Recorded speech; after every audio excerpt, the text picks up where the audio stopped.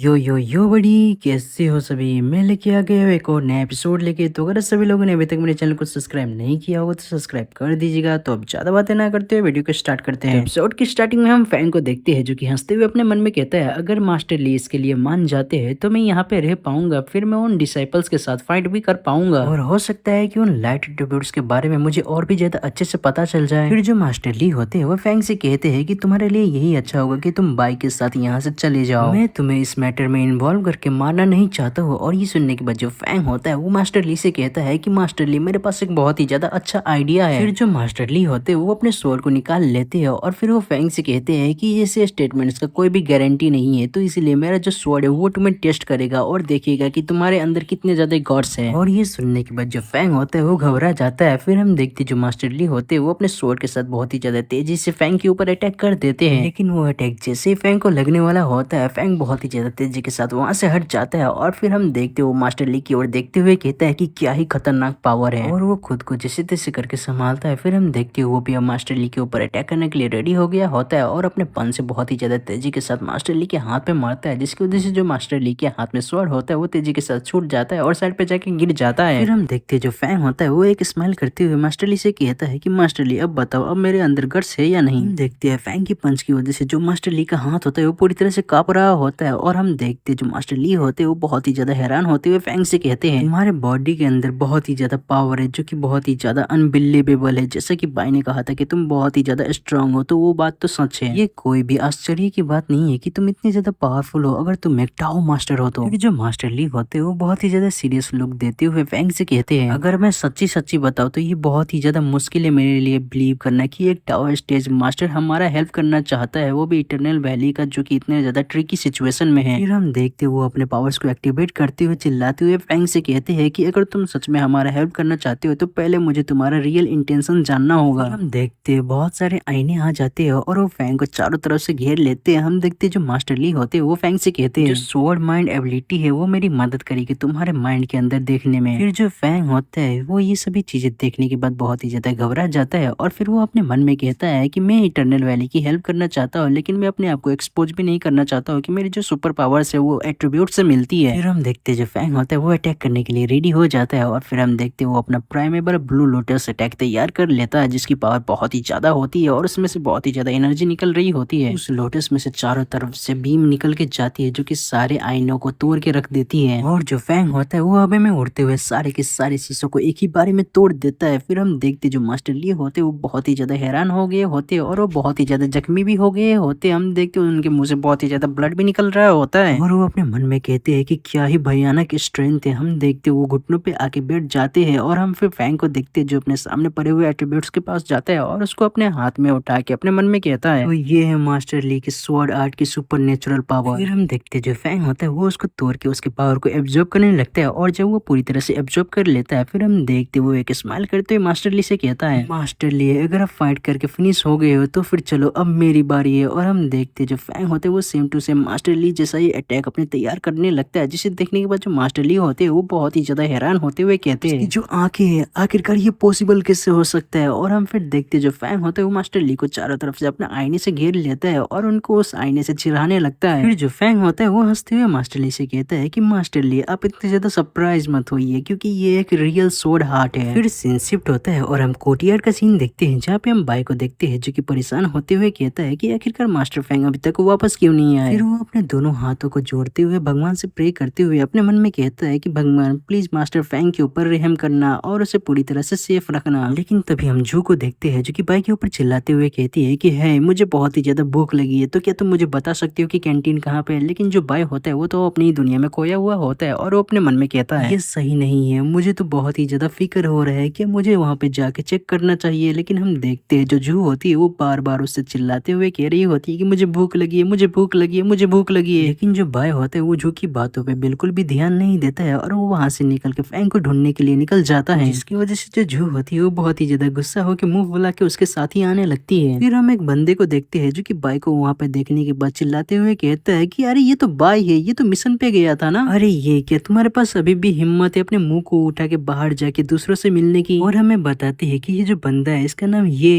है और ये 6th एल्डर का डिसाइपल है। फिर हम देखते हैं जो बाई होता है वो बहुत ही ज्यादा गुस्से में होता है और उसको धक्का देते हुए कहता है कि मेरे सामने से हट जाओ, मेरे पास अभी टाइम नहीं है तुमसे बातें करने के लिए। और ये सुनने के बाद जो यही होता है वो बाय से कहता है कि बाय तुम तो अभी भी बहुत ही ज्यादा एरोगेंट हो, अभी बहुत ही ज्यादा समय हो गया है, मुझे तो डर है कि जो तुम्हारा बेवकूफ सीनियर फैंग है वो पहले ही मारा ना जा चुका हो। और ये सुनने के बाद जो बाय होते हैं वो बहुत ही ज्यादा गुस्सा हो जाते हैं और पीछे मुड़ते हुए उसके ऊपर अटैक करने के लिए रेडी हो जाते हैं। और वो कहता है ये तुम झूठी अफवाह फैलाना बंद करो, और जो सीनियर फैंग है वो कोई बेवकूफ नहीं है। हम देखते जो बाय का पंच होता है वो जो यही होता है वो ब्लॉक कर लेता है और वो दोनों वहीं पे फाइट करने लगते हैं, जिसे देखने के बाद जो वहाँ पे लोग होते हैं वो कहते हैं कि जो ब्रदर बाय है और जो सीनियर ब्रदर ये है वो दोनों तो फिर से आपस में लड़ रहे हैं। फिर जो दूसरा वाला बंदा होता है वो कहता है कि वेल जो हेड एल्डर है और जो सिक्स्थ एल्डर है वो दोनों आग और पानी की तरह है। फिर हम देखते हैं जो जू होती है वो सभी लोगों से चिल्ला चिल्ला के कह रही होती है, क्या तुम सभी में से कोई मुझे बताएगा कि जो फूड है वो कहाँ पे मिलेगा, जो कैंटीन है वो कहाँ पे है, मुझे जल्दी से बताओ कि जो कैंटीन है वो कहाँ पे है। लेकिन इनमें से कोई भी जू के ऊपर ध्यान नहीं दे रहा होता है और हमें पता चलता है कि यहाँ पे जितने भी लोग हैं वो सबके सब सख्त लोंडे हैं। और आप सभी लोग जो देख रहे हो क्या आप सभी में से कोई सख्त लोंडा है? अगर है तो कमेंट करके मुझे जरूर से बताइएगा। देखते हैं जो यही होता है वो भाई के ऊपर भारी पड़ गया होता है और हम देखते वो उसके ऊपर ही बैठा हुआ होता है, उसकी चोटी को पकड़ते हुए उससे कहता है हे भाई तुम बहुत ही ज्यादा सरप्राइज हो गए होगे कि तुम मुझे हरा नहीं पाए। ये इसीलिए हुआ क्योंकि जब तुम ट्रेजर्स ढूंढने के लिए गए थे तब मेरा जो स्ट्रेंथ है वो बहुत ही ज्यादा तेजी के साथ बढ़ गया। तुमने मेरे स्पिरिचुअल व्हील को नहीं देखा, मैं अब एक एलिमेंट्री रिलम में हूँ। फिर हमें बताते हैं कि जो स्पिरिचुअल व्हील है वो एक यूनिक क्वालिटी होती है कल्टीवेटर्स की जब वो एलिमेंट्री रिलम में पहुंचते हैं, और ये तब होता है जब कोई बंदा कल्टीवेट करके एलिमेंट्री रिलम के पीक पे पहुंच जाए। फिर हम देखते हैं जो यही होता है वो बाई से कहता है आज मैं तुम्हारे जैसे कचरे को पूरी तरह से साफ कर दूंगा, तुम भी अपने मास्टर की जगह पे ही आ गए हो। लेकिन तभी हम देखते हैं कोई अपने पैरों से बहुत ही ज्यादा जोरों से यही के फेस पे मारती है और ये और कोई नहीं बल्कि जू होती है जो कि कहती है कि कोई भी मेरी बात को क्यों नहीं सुन रहा है। और फिर हम देखते वो अपनी पावर्स को एक्टिवेट करती है जिसकी वजह से उसके पीछे बहुत सारे स्पिरिचुअल व्हील्स निकल जाते हैं। और फिर जो जू होती है वो सभी लोगों से कहती है जल्दी करो और मुझे बताओ कि जो कैंटीन है वो कहाँ पे है। और हम फिर देखते जो वहाँ पे बंदे होते वो जू के स्पिरिचुअल व्हील्स को देखने के बाद बहुत ही ज्यादा हैरान होते हुए कहते हैं कि इसके पास तो 8 स्पिरिचुअल व्हील्स हैं। फिर सीन शिफ्ट होता है और हम थाउजेंड एथम वैली के माउंटेन का सीन देखते हैं जहाँ पे हम फैंग को देखते हैं जो कि मास्टर ली से कहता है मास्टर ली क्या आप ठीक हो, मुझे अपने न्यू स्किल को टेस्ट करना था लेकिन अभी इतना ज्यादा समय नहीं है कि मैं अब और भी ज्यादा खेल सकूं। और फैंग की ये बातें सुनने के बाद जो मास्टर ली होते हैं वो बहुत ही ज्यादा हैरान होते हुए फैंग से कहते हैं कि क्या कहा तुम्हारे पास और भी ज्यादा समय नहीं है मेरे साथ खेलने के लिए। फिर जो मास्टर ली होते हैं वो थोड़ा सा उठते हुए फैंग से कहते हैं कि फैंग जो तुम्हारा स्वॉर्ड हार्ट है क्या तुमने ये अभी भी सीखा है? क्या मैं तुमसे पूछ सकता हूँ कि आखिरकार तुम कितने ज्यादा लंबे समय से स्वॉर्ड आर्ट को प्रैक्टिस कर रहे हो? और मास्टर ली की ये बातें सुनने के बाद जो फैंग होता है वो सोचते हुए कहता है कि मास्टर ली मैंने तो ये अभी भी सीखा है, मैंने तो आज से पहले स्वॉर्ड को प्रैक्टिस भी नहीं किया है। और ये सुनने के बाद जो मास्टर ली होते हैं वो तो एकदम सदमे में चले जाते हैं। लेकिन जो हमारा ये एपिसोड होता है वो यहीं पे खत्म हो जाता है। आशा करता हूँ कि सही लोगों को ये नया एपिसोड पसंद आया होगा, और अगर पसंद आया होगा तो सही लोगों को कुछ नहीं करना, बस लाइक कमेंट शेयर और सब्सक्राइब कर देना है। और जाने से पहले आप सही लोग मेरे सेकंड चैनल और गेमिंग चैनल को भी सब्सक्राइब कर दीजिएगा जिनका लिंक आप सही लोगों को डिस्क्रिप्शन के अंदर मिल जाएगा। तो फिर मिलते हैं फिर किसी और नए वीडियो के साथ, तब तक के लिए टाटा बाय बाय।